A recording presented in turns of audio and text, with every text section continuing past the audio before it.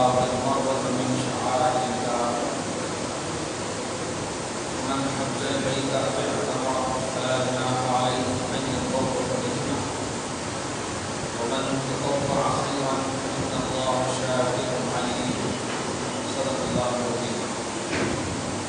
سورة التدبير الشريف رضي الله تعالى سيدنا وشفيعنا وحبيبنا مولانا محمد وأصحابه وعليهم صلى الله تعالى عليه وسلم. آیت نمبر 156 مقدس صاحب نے صبر کی عنوان سے گزشتہ درس میں تفصیلات سنیں. آیت نمبر 117 سے آج کی آیت کریمہ ہے.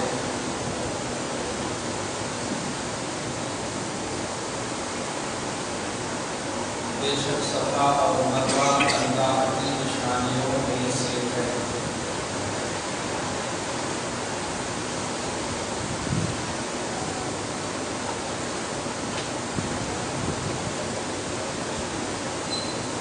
کوئی کسی کی نشانی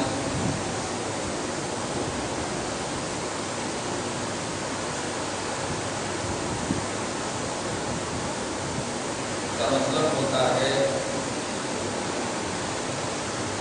اس کی پہچان، اس کی معرفت. جیسے آپ کی نشانی کیا ہے، مجھے چھوٹی بہن آپ کی نشانی کیا ہے، چشمہ ہے. اگر انٹروڈکشن کرانا ہو نئے شخص کو، وہاں جاؤ سامنے چشمہ پہ بیٹھے، تو اس کی جو نشانی ہوتی ہے، نشانی کا مطلب ہوتا ہے کہ اس نشانی والے کو پہچان سکے آپ نشانی سے. صفا اور مروہ اللہ کی نشانیوں میں سے. سمجھ گئے آپ؟ الفاظ دینا چاہ رہے ہیں. صفا اور مروہ سے اللہ کی پہچان حاصل ہوتی ہے.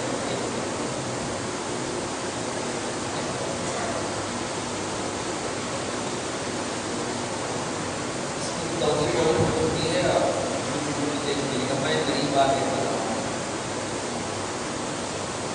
اس میں اللہ نے صفا اور مروہ کو اپنی نشانیاں نہیں بتایا. نشانیوں میں سے مطلب یہ کمپلیٹ نشانی نہیں، نشانیوں میں سے ایک نشانی. اس کا مطلب یہ ہوا کہ اللہ کی پہچان کے لیے اور بھی نشانیاں ہیں. اب تھوڑی سی پس منظر میں جائیں. صفا کیا ہے، مروہ کیا ہے؟ اگر حج کرنی ہے تو اللہ پاک اس کا سلام بھی ادا کرے. حج کو بھی سلامت رکھے، حاجی کو بھی سلامت رکھے. نہیں کیے ہیں تو اللہ پاک ضرور اپنا اپنے حبیب کا ذکر کرائے.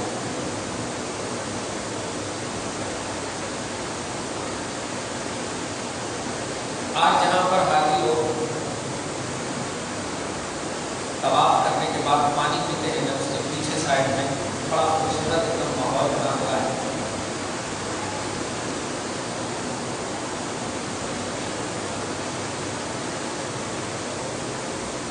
انڈر گراؤنڈ کر دیا گیا ہے. آپ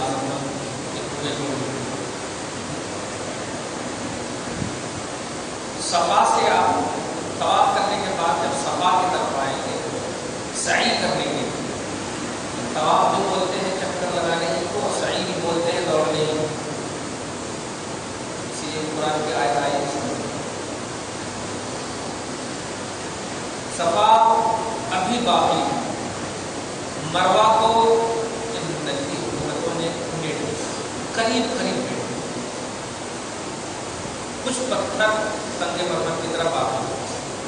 صفا کا پہاڑ الحمدللہ ابھی ہے کیونکہ وہ تھوڑا اونچا ہے. مروہ ہے. اسی لیے آج حاجی لوگوں سے بڑا خطرہ اور بڑی غلطی ہو جاتی ہے اور سعی انکمپلیٹ رہتی ہے. صفا سے آپ کو آنا ہے، وہاں کا پہاڑ دکھتا ہے، الحمدللہ چلے جاتے ہیں حاجی. کیونکہ آغاز میں پورا فل ٹائم ملتا ہے، اس لیے شروع کرنے سے پہلے شروع میں کوئی گڑبڑی نہیں ہوتی. مروہ کی طرف طرف جائیں گے تو اس طرح ویسے فار ایگزامپل کر رہا ہوں، آپ ادھر طرف اس طرح جب آئیں گے صفا سے دوڑتے ہوئے آ رہے ہیں، بیچ میں جو ہے نا معذوروں کے لیے ویل چیئر کرتے ہیں، اس طرف سے جب آ رہے ہیں آپ مروا کی طرف جب جائیں گے اس طرح بنا ہوا ہے ویل چیئر والوں کے لیے، اسی کو ٹچ ہو کر کے چلے آتے ہیں، ایک بھی صحیح نہیں ہوتی، ایک بھی صحیح نہیں ہوتی۔ کیسے؟ اس لیے کہ مروا تھوڑا اونچے تک جانا یہ سنت ہے، مروا پہاڑ کے تھوڑا اونچے تک جانا یہ سنت ہے، صرف چھو لینا سنت ہے۔ صفا کو اگر چھو بھی لیے تو چلتا، کیونکہ دوڑتی تھی صفا سے حضرت حاجرہ، اور جب مروا پہ جاتی تھی تو دور تک ایک دم کھڑی رہتی، یہ سنت ایکسیپٹ سنت بنی ہے۔ تھوڑا مروا ایسا کرتے ہیں حاجیوں کو اگر حج کی توفیق دے تو حج قبول عطا فرما۔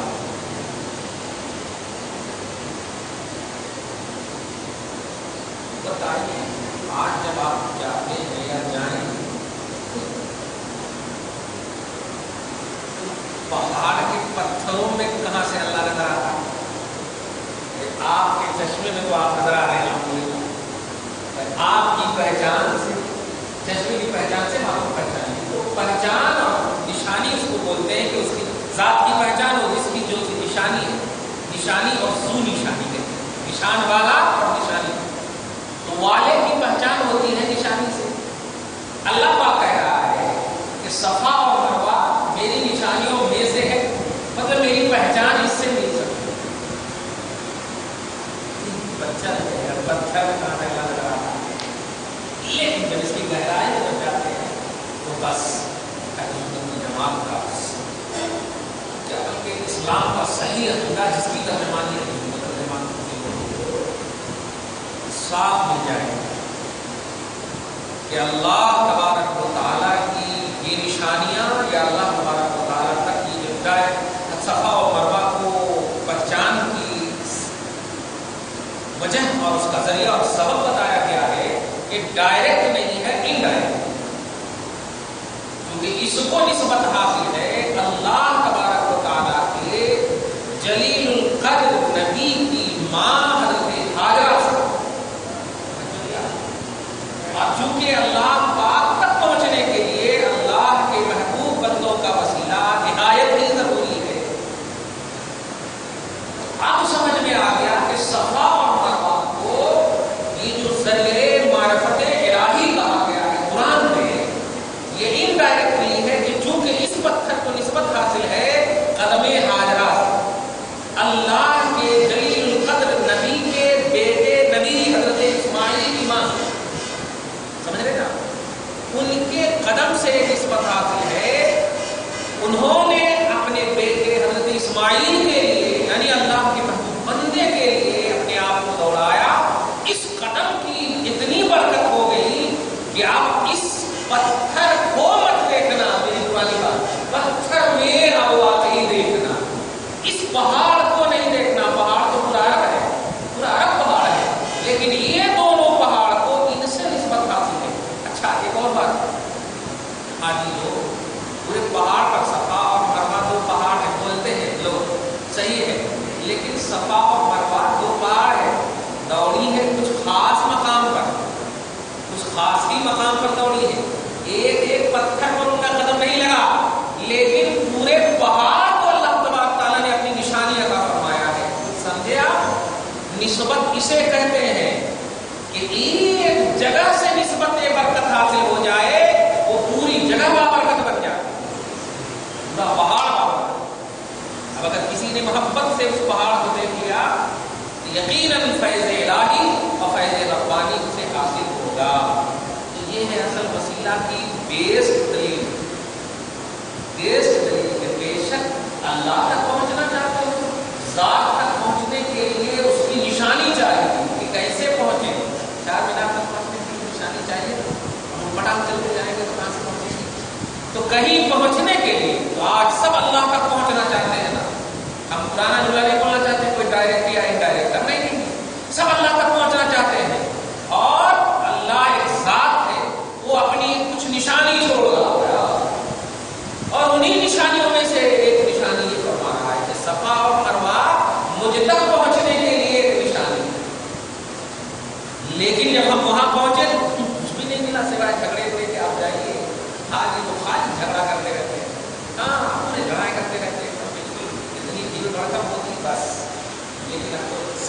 بس کیا اللہ پاک سنت کی امانت ہے ہم سب کو لوٹائے اور اس چنگل سے اس امانت خدا کو ہم سب کو پہنچائے. اللہ تک پہنچنا ہو تو اللہ کے محبوب بندوں کا وسیلہ ضروری ہے. اس آیت کریمہ کی اشارۃ النص کو بولتے رہتے ہیں ثابت ہوا. سمجھ میں آ گیا؟ اس میں کوئی جھگڑے کی بات نہیں, کوئی اختلاف کی بات نہیں. ورنہ اللہ پاک صفا اور مروا کو اپنی نشانی کیوں کرا؟ اس کو وجہ ہے آپ کو آپ اللہ کا بندہ کیوں کہتے ہیں؟ اس لیے کہ آپ اللہ کا کلمہ پڑھ رہے ہیں. اس تو وجہ ہے یہ سب کو بڑا اس کو تو نہیں کہتے کہ اللہ کا بندہ, خلق بولتے ہیں لیکن آپ کو اللہ کا بندہ بھی کہا جاتا ہے. اللہ کا مخلوق سب ہے لیکن آپ کو مومن, آپ کو اللہ کا بندہ, نمازی یہ سب کیوں کہتے ہیں؟ نشانی ہے. صحیح اللہ تک پہنچنے کے لیے اللہ پاک نے صفا اور مروا کو نشانی قرار دیا. ہم جب وہاں تک پہنچے کچھ نہیں ملا, جب وہاں تک پہنچنے کے بعد گہرائی سے ہم پہنچے یقیناً اللہ تعالیٰ نے کہا کہ اللہ پاک کو اس بابرکت مقام کو بابرکت اللہ نے اس لیے بنایا کہ ان کے محبوب بندے کی عظیم معاشرے خدا کو نسبت اور وسیلہ ضروری ہے اللہ کی معرفت کے لیے. اللہ تک پہنچنا کیا ہے مسئلے سے آگے ومن حج البیت او اعتمر فلا جناح علیہ. جس نے حج بیت اللہ اور حج بیت اللہ کا ارادہ کرے, حج بیت اللہ کا ارادہ, بیت اللہ جانے کا ارادہ کیا, حج بولتے ہی ہے ارادہ کر کے, یہ تفصیل ہے. اور تفصیل طلب مسجد جو ہے کہیں اس کو ڈال دیا تو لیکن حج ہے عمومی طور پر اللہ تعالیٰ کی رضا کے لیے خاص وقت میں خاص انسان پر کوئی کیپیسٹی کے ساتھ, کوئی قدرت کے ساتھ, کوئی ریا نہیں, کوئی دکھاوا نہیں, رضائے الہی کے لیے سفر کی ذات کو ذات سفر باندھنا, کوشش سفر باندھنا یہ حج کا مطلب. یہ مطلب نہیں ہے کہ ہم وہاں سے آ کر کے سدھریں گے, یہ مطلب نہیں ہے. جیسا کہ لوگ آج حج پہ جاتے ہیں, ہاں ابھی نماز نہیں پڑھ رہے, ہاں اب انشاءاللہ نماز تو بھی انشاءاللہ لوگ بول رہے ہیں, نماز تو فرض ہے انشاءاللہ ہرگز نہیں بولنا.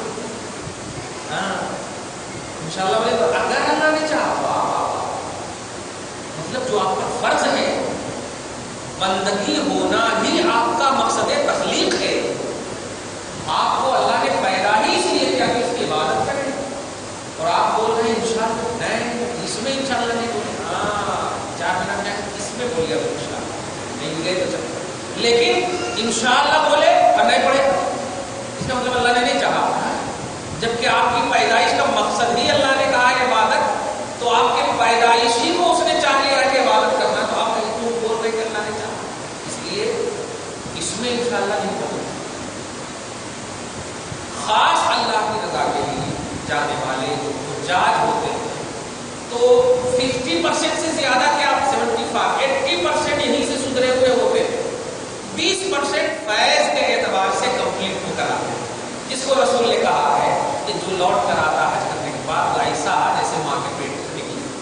یہ مطلب ہرگز نہیں ہے کہ آپ بالکل 99 نہیں 100 قتل کر دیجیے اور جائیے اور ماں کے پیٹ سے نکل جائیے.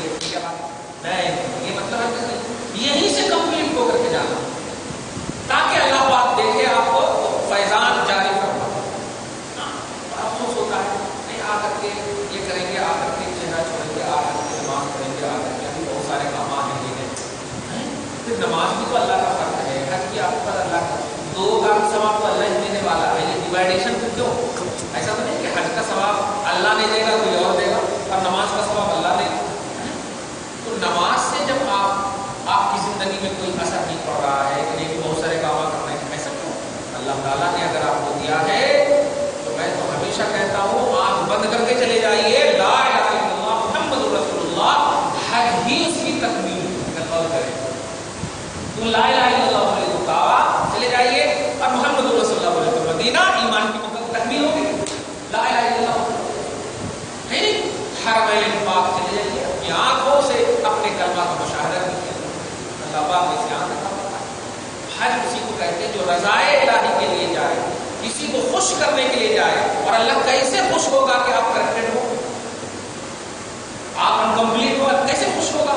وہ یا کمپلیٹ ہو کر کے ہی جانا، یہ اللہ کو خوش کرنے کی دلیل ہے. مزید اس کمپلیٹ پر مہر اللہ تعالیٰ لگا دے تاکہ ہمارا جو خاتمہ ہو وہ ایمان پر ہو، ہمارا خاتمہ ہو وہ ایمان پر ہو، ہم سرکشا میں آ جائے، اللہ کی حفاظت میں.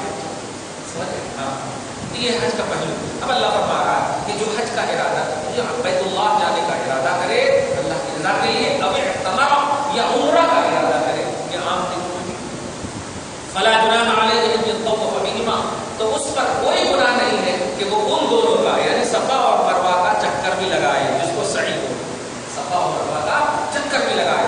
مراد یہ ہے کہ جب آپ جائیں گے تو سب سے پہلے آپ کو کیا کرنا ہے؟ وہاں جا کے طواف کرنا ہے. طواف کرنے کے بعد آپ کو چکر لگانا، چکر لگانے کا بال کٹانے کا بعد آپ کو پورا سب کچھ کرنا ہو گیا، آپ وہاں کے ہو. یہ عمرہ کا بیسٹ طریقہ ہے. یہ حج میں بھی ایسا پہلو ہے اور عمرہ میں تو ہے ہی ایسا پہلو. یہ ہے ومن تطوع خیرا، اور جو خیر اپنے سے کرے، جو بھلائی اپنے سے کرے. یہاں پر بدعت کا پہلو نہیں دیکھا، بدعت حسنہ کا پہلو جو اپنے سے کرے. یہ اللہ پاک فرماتا ہے ومن تطوع خیرا، جو اپنے سے کرے.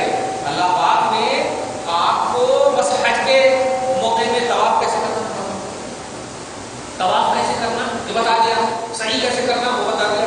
لیکن اللہ پاک یہ بھی کہہ رہا ہے کہ اگر مکہ میں ہے آپ تو طواف کرتے رہیے، طواف کرتے رہیے. تو یہ جو آپ کر رہے ہیں یہ اپنے سے کر رہے ہیں، چکر لگاتے رہیے، کیونکہ یہ چکر لگانا پوری دنیا میں چکر لگاتے رہیے، پھر کہیں نہیں ملنے والا ہے، پھر کہیں نہیں ملنے والا ہے. ایسے ہی جو حج کرنے جا رہا، حج کرنے جائے تو بس جتنا اللہ تعالیٰ نے حکم دیا اتنا ہی کرنا اور اس کے علاوہ نہیں کرنا کچھ. یعنی آپ جو کرتے ہیں نبی کی طرف سے، باپ دادا کی طرف سے، خاندان کی طرف سے، قربا کی طرف سے جو عمرہ کرتے ہیں نا، یہ عمرہ نہیں کرنا. یہ تکلیف کی بات ہے. آپ بتائیے 40 دن آپ اگر مکہ میں رہیں گے کیا کریں گے؟ مدینہ ماریں گے، خالی شاپنگ کریں گے، جا کے کیا کریں گے بھائی؟ حج کے احرام سے تو آپ 5 دن کھل گئے، اب کیا کریں گے؟ وہ کہہ رہے ہیں کسی کے واسطے بھی نہیں کرنا ہوتا، پھر کرنا کیا؟ اس کو کہتے ہیں جہالت. رسول اعظم صلی اللہ علیہ وسلم جس سن میں حج کی فرضیت کا مسئلہ ہوا وہ سن 10 ہجری سے 1 سال پہلے. نبی پاک ایک حج کی وجہ کیوں؟ اب آپ بتائیے. ہمارے حیدرآباد کے ماشاء اللہ 7 10 حج کیے رہتے ہیں، لیکن سنت کے خلاف کر رہے ہیں. استغفر اللہ. نبی اعظم صلی اللہ علیہ وسلم کو ظاہری طور پر حج کی فرضیت کا 1 ہی سال ملا، ایک ہی حج ہو گیا، ایک ہی ملے. سمجھے نا؟ اب اگر نبی پاک کو بار بار موقع ملتا تو بار بار کر ظاہری طور پر، سمجھ رہے نا؟ ایک ہی موقع ملا جب فرض ہوا ہے، حج کی فرضیت کا اعلان ہوا تو حضور صلی اللہ علیہ وسلم کے انتقال سے 1 سال پہلے کا مسئلہ ہے بس، تو ایک ہی سال موقع ملا. اب آپ بتائیں نہیں رسول سے ثابت نہیں، تو رسول سے تو ثابت ایک ہی حج ہے، پھر 70 حج کیسے کر رہی ہے جماعت؟ ہر سال حج کے بارے سے کیوں جائے گا؟ سمجھ رہے نا؟ اس لیے اسی کو کہتے ہیں کمپلیٹ، اسی کو کہتے ہیں جہالت. آپ ایک دم بالکل آپ بدل دے رہے ہیں. اس لیے جب حج کو جانا، یہ عمرہ جو ہے آپ بیس مکہ سے اچھا گھر بنا لیجیے، مگر اچھا ہو ہی نہیں سکتا. اب اپنے گھر کا، کیونکہ یہ اچھا گھر ہے، اس کا چکر لگائے تو ثواب ہوتا، ارے اپنی مسجد کا چکر لگائے تو ثواب ہی نہیں ہوتا ان کا کام. مدینہ جب جائیں گے رسول اللہ نے کہا جو 2 رکعت مسجد قباء میں پڑھے گا اس کو عمرہ کا ثواب ملے گا. یہ رسول پاک نے عمرہ کی اتنی تاکید فرما دی، اتنی اہمیت ہے میرے آقا کہ نزدیک عمرہ اور یہ کہتے ہیں ایک بس عمرہ کرنا، اور وہ بھی جو گئے ہیں آپ بس اسی کے واسطے اور نہیں کرنا. وہ آپ دیکھیے اس کا جواب دیجیے میں نے اللہ پاک آپ کو بچائے. جب بھی مدینہ جانا ہو، مکہ جانا ہو تو الحمدللہ الحمدللہ یہ دعا ضرور کرنا، جہاں بھی رہو آپ کو یہ دعا کرنا ضرور کہ اللہ ہمیں ایمان پر قائم رکھ اور ایمان پر موت کرنا. خدا کی قسم ہاتھ پاؤں میں جو خطاب ہوتا ہے تو آپ کی محنتوں سے سائنس کی مسئلے کو حل کر سکتے ہو، آپ اپنی طاقتوں سے کھا پی سکتے ہو، دنیا اپنے بل بوتے جیت سکتے ہو، کما سکتے ہو، لیکن ایمان اگر اللہ پاک کا کرم نہ ہو تو آپ نہیں بچا سکتے. اور اللہ پاک کا کرم اللہ کے محبوب بندوں کے وسیلے سے ہوگا آپ ضرور یہی دعا کیجیے، کہیں بھی آپ رہیں یہی دعا کہ اللہ ایمان پر قائم رکھ اور ایمان پر موت رکھ۔ آگے فرماتا اللہ کہ جو شخص نیکی کرے خوب اپنے سے، جو نیکی کرے خوب اپنے سے، اسی کو بدعت حسنہ بولتے ہیں۔ دیکھا آپ ایک ہی نبی نے حج کیا لیکن آپ 10 حج کر رہے ہیں، تو یہ وہ چیز کر رہے ہیں جو نبی نے نہیں کیا، وہ چیز کر رہے ہیں جو نبی نے نہیں کیا، لیکن وہ چیز ہے جو نبی خوش ہے۔ سمجھ رہے ہیں نا، نبی خوش ہے، خدا خوش ہے، تو کیسے نہیں؟ اب دیکھیے اب آپ بیٹھے ہوئے، اب اگر آپ نبی مانے تو اٹھ کر کے جا کر کے نماز پڑھیں گے آپ، تو میں روکوں گا کیا؟ کیوں روکوں گا؟ کہ نفل کی آپ کو اجازت دی ہے، لیکن یہاں سے اٹھ کر کے 2 رکعت نماز پڑھنا یہ نبی سے ثابت نہیں ہے، یہ نبی سے ثابت نہیں ہے۔ تو اگر یہ قاعدہ بنا لے کہ جو نبی سے ثابت ہو وہی ہم کریں گے تو پھر تو ہو گیا، پھر تو زندگی کے کسی شعبے میں آپ زندہ نہیں رہ سکتے، کسی شعبے میں زندہ، نبی چشمہ ہی نہیں پہنے، ہو گیا، پھر آپ زندگی میں تک دیکھ رہے، ایسا نہیں ہوتا۔ آپ کو وہ فارمولا بنانا کہ ہمارے اس عمل سے میرا نبی راضی ہے یا نہیں، اگر راضی ہے وہی شریعت ہے، یہ ہے سمجھ رہے ہیں؟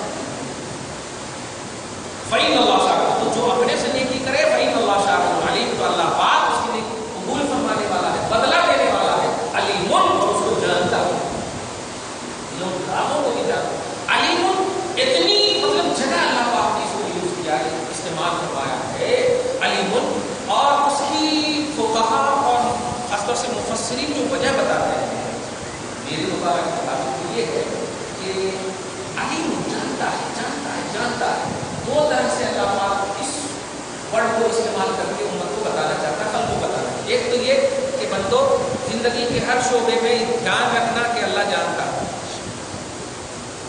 اللہ تمہارے کرتوت سے باخبر، تم تنہائی میں رہو، خلوت میں رہو، جلوت میں رہو، کہیں بھی رہو، اللہ جانتا، اللہ جانتا۔ توجہ کیا آپ نے؟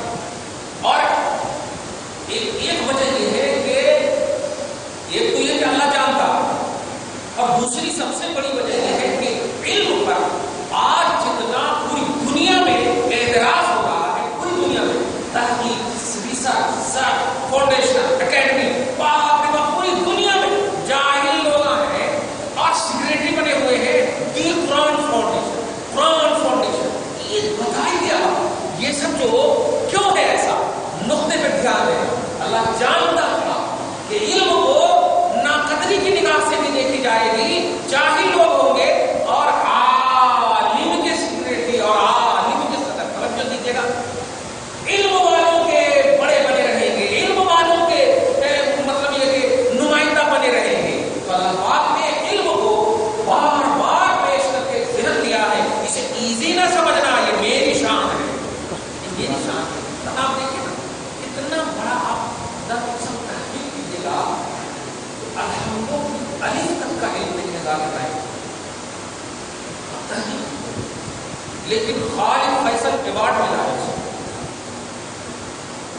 آپ انڈیا والے اگر دیکھیں تو کہا جا سکتا ہے یہ عرب نہیں ہے، وہ ہندی بولتے ہیں، مختلف لینگویج استعمال کرتے ہیں، لیکن عرب میں تو صرف عربی بولتے ہیں، عربی بولتے ہیں۔ ایک عجمی شخص کو عربی ایوارڈ مل رہا ہے جس کو تجوید کیا ایزی قرآن میں پڑھنے نہیں آتا۔ آپ کبھی بھی اس کو قرآن کو دیکھیں تو میں نے اس طرح کی عبارت، یہ کیوں ہے ایسا؟ اللہ پاک جانتا کہ علم کی ناقدری ہو، یہ ہم مطلب یہ کہ ہمارا دل ہوتا ہے تب ایسا بولتے ہیں، کیونکہ اس میں جو ہے نا بلر کے ساتھ ساتھ جو ہے نا اچھے لوگ بھی پیچھے چلے جاتے ہیں، اس لیے بول رہے ہیں خالی بھائی ورس نمبر والی یہ نمبر وہ نمبر یہ سب بول دینے سے یہ علم نہیں رہتا، یہ تو بدعت ہے، یہ تو رسول نے بولا ہی، میں صحابہ نے ایسا کہا، کوئی آیت نمبر نہیں، کوئی ورس نمبر نہیں، اگر لینگویج نہیں یوز نہیں کرے رسول اللہ انگلش، اس سے آپ اٹریکٹو ہو رہے ہیں، اس سے آپ متوجہ ہو رہے ہیں ان کی طرف نہیں، یہی ہے گمراہی، یہی ہے گمراہی۔ علم جو ہے عربی اس کی تمام حقائق سے کہ اس ورڈ کا یہاں یوز کرے تو کیا معنی ہوگا، وہاں یوز کرے تو کیا معنی ہوگا، جیسے دیکھتے ہیں نا نان ایڈجیکٹو ہے، ورب ہے، یہ سب کیا ہے، یہ گرامر میں پڑھے ہوئے نا، تو ایسے ہی قرآن پاک میں کا معنی کہاں آتا، کی کا معنی کہاں آتا، کیسے معنی ہوتا، الفوں کی الف کا معنی اگر دیکھیں گے تو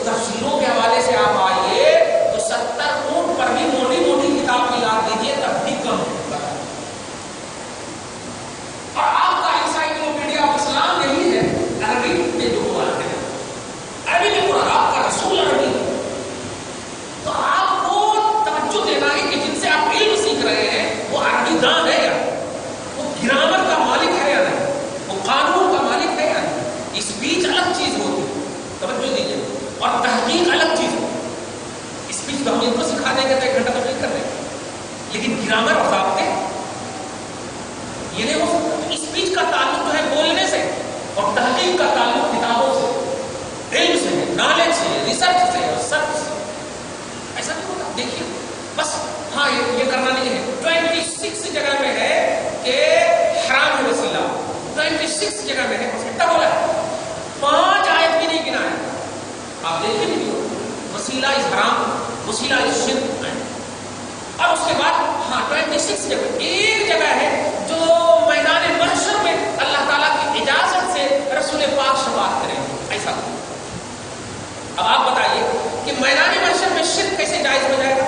جب آپ کہہ رہے ہو وسیلہ شرک، وسیلہ شرک، تو میدان محشر میں وہ شرک کا حلال کیسے ہو جائے گا؟ بھائی یہ پتھر کو پوجنا حرام ہے نا، شرک ہے نا، تو میدان محشر میں اللہ تعالیٰ کہے گا پتھر کو پوجو. جو دنیا میں شرک ہے وہ آخرت میں بھی شرک ہے. تو اب آپ یہیں پر سے ان کی مطلب تضاد بیانی دیکھیے، گمراہیت دیکھیے کہ 26 جگہ میں حرام ہے، شرک ہے، اور ایک جگہ میں حلال ہے. اللہ پاک ہر جگہ سے پاک ہے، وہ ہر شرک سے پاک ہے، چاہے وہ دنیا کا شرک ہو یا آخرت کا شرک. سمجھ رہے ہیں؟ وہ ہو ہی نہیں سکتا کہ جو یہاں نہ جائے وہ وہاں جائے. اور وہ بھی الوہیت کا معاملہ، توحید و رسالت، توحید و شرک کا مسئلہ ہو، یہ تو اور بھی نہیں ہو سکتا. کہنا یہ ہے کہ آج کے اس خصوصی ماحول میں، اس پرفتن دور میں علم والوں سے علم سیکھو. سورہ جہل کے آیت نمبر 48 میں آپ دیکھیے کہ لوگوں ان سے آپ علم سیکھو جو ہے اہل علم سے اپنا مسئلہ پوچھو. فاسألوا اہل الذکر ان کنتم لا تعلمون. اہل ذکر سے یعنی جسے اللہ کا علم یاد ہو، رسول کا علم یاد ہو، اس کی تعلیم یاد ہو، وہ آپ کو مسئلہ بتائیں گے. ان سے آپ کو علم سیکھنا. اللہ شاکر علیم. اللہ تعالیٰ آپ کے عمل کا بدلہ بھی دینے والا ہے. شاکر مانے اور علیم مانے جانتا بھی، جانتا ہے. علم اپنی صفت بنانے والا وہ اللہ یہ ڈائیں لگانے والے کو اپنا بس عطا کرے گا. پیٹ پہ پتھر باندھنے والے مصطفیٰ کو عطا کرے گا، صحابہ کرام کو عطا کرے گا، تابعین کو عطا کرے گا، بزرگان دین کو عطا کرے گا. جو اللہ کا ہوگا اس کو عطا کرے گا نا. معاذ اللہ بہت تکلیف ہوتی بھائی صاحب. آپ لوگ کے سوچ لیتے ہیں کہ یہ رد ہو رہا نہیں رد ہو رہا. پھر پر ہاتھ رکھ بتائیے کہ اگر ہم آپ سے پوچھیں کہ آپ کا کلمہ زندہ ہے یا مردہ، تو خدا کی قسم اگر آپ مرے ہوئے بھی ہوں گے تو آپ یہ کہیں گے میرا ایمان زندہ ہے. کوئی بھی شخص کتنا بھی جھگڑا کر رہا ہو، اگر اسے پوچھے آپ کا ایمان مردہ ہے یا زندہ ہے، کیا دیکھیں ایمان زندہ ہے. ایمان زندہ یہ ہوگا. ایمان کو کبھی مردہ نہیں کر سکتا. اور ایمان نام ہے لا الہ الا اللہ محمد رسول اللہ. کیا سمپل لا الہ الا اللہ کا نام ایمان ہے؟ لا الہ الا اللہ کا بھی نام ایمان ہے، محمد رسول اللہ دو بھی ملائے تو ایمان ہے نا. تو آپ جب لا الہ الا اللہ محمد رسول اللہ سے بنا ایمان اور آپ کہہ رہے ہیں ایمان زندہ، تو اللہ بھی زندہ، رسول بھی زندہ ہوا. بولو اللہ خالق ہونے کے اعتبار سے اس کی شان کے مطابق زندہ ہے، اور رسول بعد انتقال اللہ کی عطا سے اپنی شان کے مطابق زندہ ہے. کتنا اچھا عقیدہ ہے. لیکن یہ کیا کہہ رہے ہیں؟ جو مر گئے ہیں فور دن نوٹ ٹو دن، یہ سب جملے ہیں انگلش لگا. ان کے لیے دعا کرو، ان سے دعا مت کرو. ہم یہ پوچھتے ہیں نوٹ ٹو دن فور ٹو دن میں چھوڑو، یہ مر گئے ہیں ان کے لیے دعا کرو. مطلب یہ کہ آپ جو ہے یہ ذاکر نائک کی دعا کے محتاج ہیں. مصطفیٰ معاذ اللہ رب العالمین. ہم غور کر رہے ہیں وہ رسول کہ ہم پیدا نہیں ہوئے اور ہمیں اپنی دعا میں یاد کر کے ہمیں بخشوا دیے. 1400 برس پہلے نے کہا رب اہدی امتی. اب ہم امتی تھے کہ نہیں بھائی؟ آج بھی ہم امتی ہیں اور کل بھی امتی تھے، لیکن ہم پیدا کل نہیں ہوئے تھے اور رسول نے کہا تھا اے اللہ میری امت کو بخش دے، تو ہم بھی آ گئے تھے نا اس میں. جو رسول ہمارے پیدا ہونے سے پہلے ہی ہمیں بخشوا دے، آج پیدا ہونے کے بعد امتی کہہ رہا ہے، ان کے لیے دعا کرو. ان کے لیے دعا کرو. دعا کا مطلب سمجھتے یعنی ہماری دعا کی ضرورت ہے ان کو استغفر اللہ معاذ اللہ. دعا کرنا ہے کرو. اے اللہ میرے آقا کی رفعت کو بلندی پہلے آپ دعا کرتے ہیں اللہم رب هذه الدعوة التامة والصلاة القائمة آت سیدنا محمد الوسیلہ والفضیلہ والدرجة الرفیعہ. اے اللہ ہمارے آقا محمد صلی اللہ علیہ وسلم کو وسیلہ عطا فرما، فضیلت عطا فرما، رفعت بلندی عطا فرما، درجے عطا فرما، وارزقنا شفاعته یوم القیامہ، اور ان کی شفاعت ہمیں عطا فرما. For them, not to them. ان کی شفاعت ہمیں عطا فرما. For me. ہمیں عطا فرما. سمجھ رہے ہیں؟ یہ دعا کرتے اور ہر نماز کے اذان میں دعا کرتے ہیں یہ کیسا امتی ہے. یہی ہم بدول ہے. دیکھ رہے ہیں اللہ پاک آپ کو ہم سب کو محفوظ و معمول کرے. خیر ایک آیت اور ان الذین یکتمون ما انزلنا من البینات والہدی من بعد ما بیناہ للناس فی الکتاب. بے شک وہ لوگ جو چھپاتے ہیں. خدا کی شان کی عجیب ہے بھائی. چھپاتے ہیں پرزینٹ اینڈ فیوچر. چھپاتے ہیں اور چھپائیں گے. یہ چھپائے ہیں نہیں کہا. حالانکہ بہت سارے لوگ چھپا رہے تھے تو یہ چھپانا تو پاسٹ ہوتا جا رہا تھا، لیکن نہیں اللہ پاک نے پرزینٹ اینڈ فیوچر کا صیغہ استعمال کرنا کہا جو لوگ چھپاتے ہیں. اگر آپ غور کریں کہ یہ چھپانا نہیں تو کیا ہے. نبی کو مردہ کہنا یہ چھپانا نہیں تو کیا ہے. سمجھ رہے نا. ارے دنیاوی طور پر بھی بھائی انسان اگر ہوشیار رہتا ہے تو وہ چھپاتا نہیں اپنے چہرے کو. اور جب کوئی انتقال کر جاتا ہے جتنے لوگ دیکھ کے فوراً چھپا دیتے ہیں. تو مردے کو چھپانے کا بھی پہلو ہے. اب آپ اور کیجیے نبی کو چھپاتے ہیں. نبی کو چھپاتے ہیں مردہ آتا جاتا ہے. آپ اور آپ کے سینے میں نبی کو رکھتے ہیں.